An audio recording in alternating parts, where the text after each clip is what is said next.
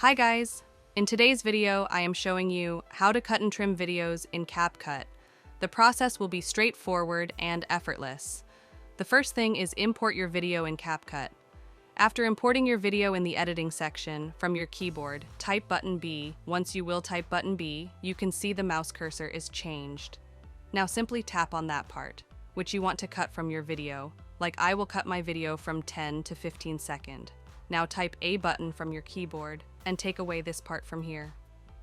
Now to do a right click of your mouse and tap on the option, delete. So by this method you can cut unnecessary part from your video. And the next thing is, how can you trim your video? Simply type a button from your keyboard. Now take mouse cursor on the starting or at the end of the video, like I will trim this part. Once I will take my mouse cursor at the end, cursor has been changed. Now simply tap on this and drag this to the left side or to the right side. So you can see the part has been trimmed. So by using this method, you can cut and trim the videos in CapCut.